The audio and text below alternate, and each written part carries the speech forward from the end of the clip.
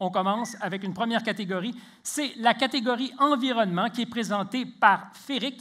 Et pour présenter dans cette catégorie, je demanderai à Jacques Laparé, président du conseil d'administration de Féric. Mon Dieu, il était prêt, M. Laparé. Alors, c'est ici que vous vous installez. Vous avez compris? J'ai compris. On va faire le monde. Vous avez quelques mots d'usage? Allez-y. Monsieur le ministre, Monsieur Dubé, membres du jury, mesdames et messieurs, bonsoir.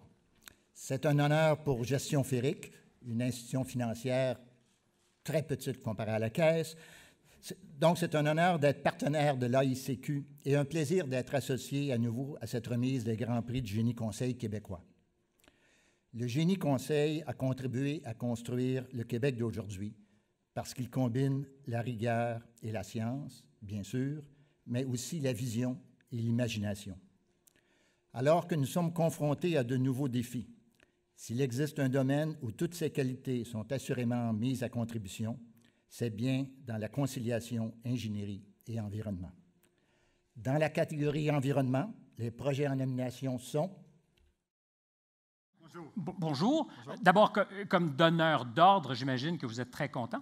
Non seulement on est content, on est très fiers de les avoir choisis, mais on est surtout très fiers du résultat qu'ils ont obtenu parce que c'était par cette créativité-là de compostage de biopiles qu'on a pu trouver un traitement efficace dans un délai raisonnable et à des coûts acceptables pour notre société. Donc, il contribue au développement durable à Montréal.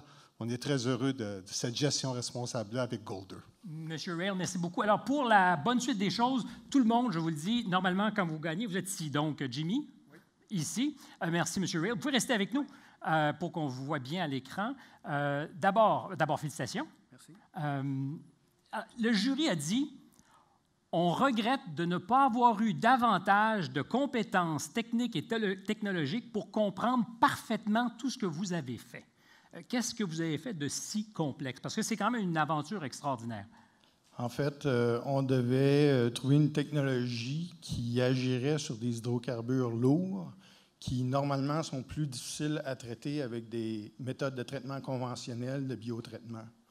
Alors, l'idée est venue de jumeler les aspects du compostage en activant davantage le traitement des sols qui nous amenait à avoir des températures très élevées dans les sols, plus que le biotraitement conventionnel, où on opère normalement des températures de 30 à 40 degrés Celsius.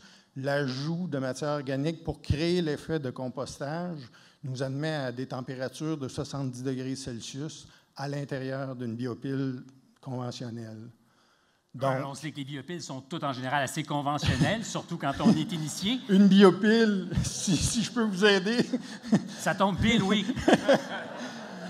On les a tous traités en biopiles distinctes qui faisaient une quinzaine de mètres de largeur par 30 mètres de longueur. Une biopile, c'est qu'il y a un fond en géomembrane au fond. Les sols sont déposés, les sols amendés avec la matière organique sont déposés dans le fond de cette plateforme-là et on la recouvre. Et c'est là que le traitement commence à agir. OK. Vous avez tous ri, mais l'examen est dans 2 minutes. Vous avez aussi développé ce qu'on appelle, je pense, des piles de digestion.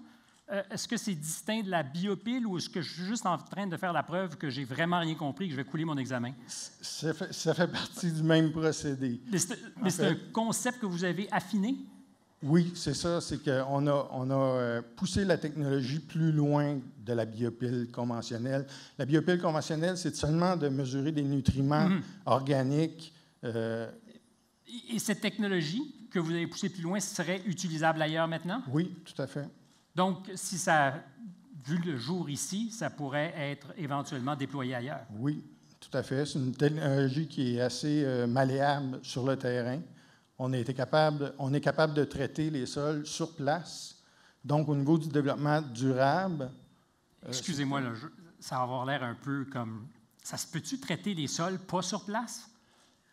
Oui, bien, il y a des techniques qui font qu'on peut envoyer les sols vers des centres de traitement qui sont à l'extérieur. J'ai tellement l'impression que je vais me coucher moins cornichon ce soir. Tu rentres à la maison, chérie, il faut que je te parle de traitement de sol. Ça ne se fait pas que sur place, tu sais. Et que dire de la fameuse pile de digestion? Est-ce qu'il a oublié quelque chose d'important, M. Rail? Parce que vous étiez tout à l'heure extrêmement content, mais est-ce qu'il y a quelque chose qu'on oublie dans tout ça? Bien, il faut rappeler encore une fois la créativité et l'innovation. C'est ça, quand on parle de changer le monde, ce sont des petits pas, hein?